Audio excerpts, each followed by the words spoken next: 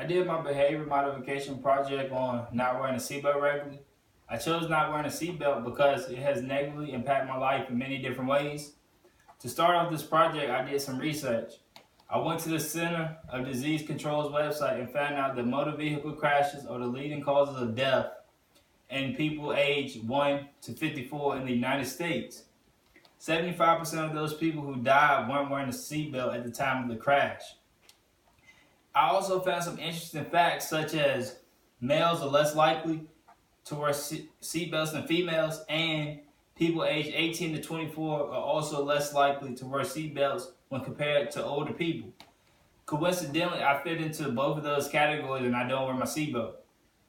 I also looked up some seatbelt laws in Virginia. The law in Virginia is that anyone under 18 in an operating motor vehicle must wear a seatbelt at all times, no matter if they sit in the front and the back. And the driver must enforce this or they can possibly receive a ticket for that. Also, anyone in the front, no matter if you're 18 or older, must have on a seatbelt. And if you're 18 or older and sit in the front seat without a seatbelt, you will be ticketed. And I believe that it's a $25 fine. So not wearing a seatbelt has impacted me because I've been in 3 accidents. My first accident, I was hit from the side while I was crossing the street. I was sitting in the driver's seat and I didn't have my seatbelt on, so on impact, I flew and I hit the driver's side window. I ended all the way up on the other side of the car, had a bust slip and a few bruises. My second accident, I was hitting the back while I was waiting at the stoplight, and I actually hurt my neck during the accident, and I could have avoided hurting myself if I would have just had on my seatbelt, but I wasn't thinking anything about it. I didn't think that I would go out that day and get into an accident. In my last accident, someone hit me in the back while I was bagging up. I had a minor injury to my lower back. That could have also been prevented if I would have just wore my seatbelt. And every time the officer came to the scene of the accidents, the first question he asked me coincidentally was, "Did you have on your seatbelt?" Fortunately, I didn't get hurt major, so I was able to say yes, even though I really did. So I chose to change this negative behavior by using the trans-theoretical model. I knew that it would take a while and I wouldn't just wake up overnight and start wearing my seatbelt the next day.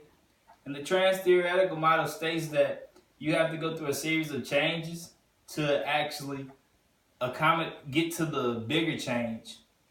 So during week 1, I was in my pre-contemplation phase. I wasn't aware of wearing a seatbelt.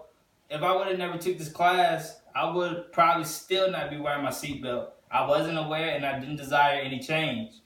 During week 2, I would only wear my seatbelt when I seen the cops, and that was basically to avoid a ticket for not having a seatbelt, but I wasn't doing it because I wanted to. I was doing it to avoid fines. So I would say that I was kind of in my contemplation stage. I was aware of change, but I wasn't committed. I was just doing it to stay out of trouble. Week 3, I was in my preparation stage. I told myself I wanted to start wearing my seatbelt occasionally in the next week. So that's what I started to do.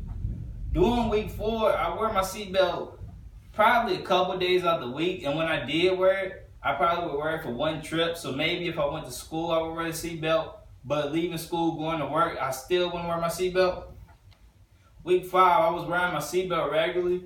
I was proud of myself, so I told myself that I would strengthen this change because I felt good. I didn't have to worry about the police pulling me over for something else and then receiving a ticket. Like, for example, one time I was riding down the road and I wasn't wearing my seatbelt, but I got pulled over for my tag light being out, and the officer wrote me a ticket because I didn't have the seatbelt on. If I had it on, I would have never got a ticket. It would have just been a warning. And during week 6, I was wearing my seatbelt regularly. I feel like that was a positive change because if I do get into a spontaneous accident, I don't have to worry about being hurt or the cop questioning me if I have my seatbelt on. So I contacted my mom's friend, Robert Wallington. He's a police officer out in Petersburg, Virginia. And he told me that he's seen accidents where people died, but they could have lived if they would have just had on their seatbelt. Because the seatbelt is kind of like the deciding factor in some wrecks. Also, he told me he's dealt with incidents similar to mine, where someone was pulled over for something small that would have just been a warning. But unfortunately, they didn't have on their seatbelt, and they were slapped with a $25 fine. He told me that I need to start wearing my seatbelt because it can save my life.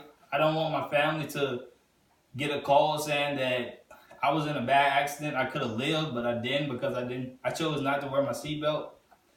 His information is very useful because I know that police, when they pull you over, they're not really, well, they could be looking to give you a ticket, and if you don't have on your seatbelt, that could just be an extra ticket to get. I believe that my behavior change was very successful. Now I'm wearing my seatbelt every day. I feel safe, it's comfortable. I don't only wear my seatbelt when I see police officers. So that kind of, like, it helps me just move on about my life. Because at one point, I was worried about, well, what if he pulls me over because I don't have my seatbelt? Every time I seen the police, I would hurry up and throw on my seatbelt and tell everyone else in my car to throw it on. But now I've kind of been enforcing that everyone must wear their seatbelt, and we won't crank up the car until everyone has their seatbelt on. That ensures that everybody is doing the right thing and avoids any unnecessary fines and problems for me. I hope to continue strengthening this change after this class. So basically, I want to continue, and I'm in my termination stage because I'm no longer tempted to return to this old behavior. But if I do return to the old behavior, I need to give myself credit for what I've already accomplished, move on, and forgive myself, because I know that I have the will and desire, which is evidence of this project, because I've already changed the behavior, and at one point I wasn't really aware of it. Thank you, and this project really helped me change my life. I think it's going to save me some money, and it might also save my life, so thank you.